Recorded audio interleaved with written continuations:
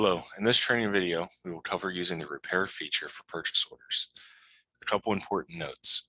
The purchase order for which you wish to use repair, the posting period in which that purchase order was created must be open. Further, you cannot use repair on purchase orders that have disbursements posted against the purchase order.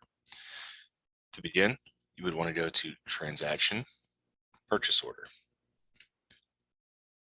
Search and find the purchase order in question. Today, I'm looking at purchase order 2134325 in my demo account. To access the repair feature, click on the eyeball or view button.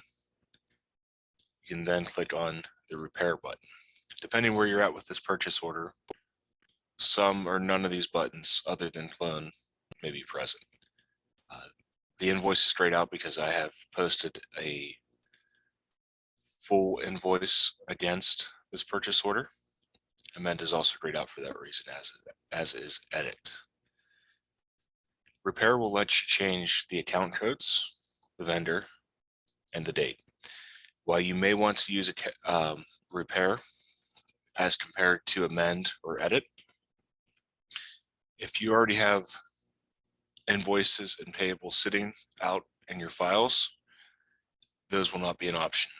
If you use repair, this repair program will automatically update the invoice and the payables.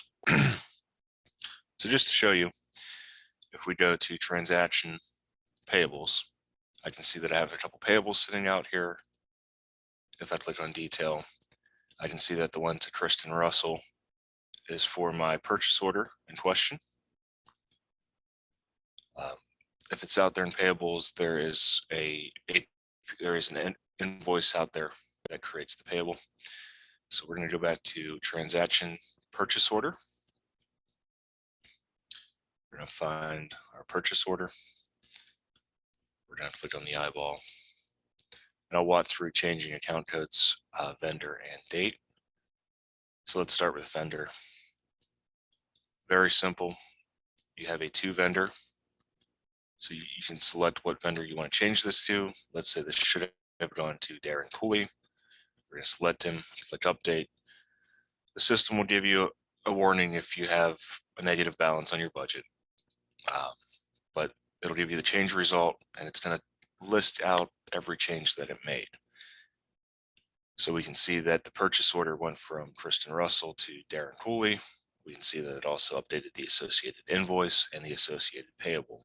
You have the option to print out these results if you want to keep them for auditing or for any records. You certainly can do that. It should give you the option. It should print only as a PDF. So there's what the PDF would look like if you want to keep that for your records. So let's say we got the account code wrong as well. So we can come in here. This drop down will list every account code used on the purchase order. In my example today, I only have one account code and one line item. So I'll select that. Down here, it'll give you the option to select your line items. Since I only have one, only one is listed.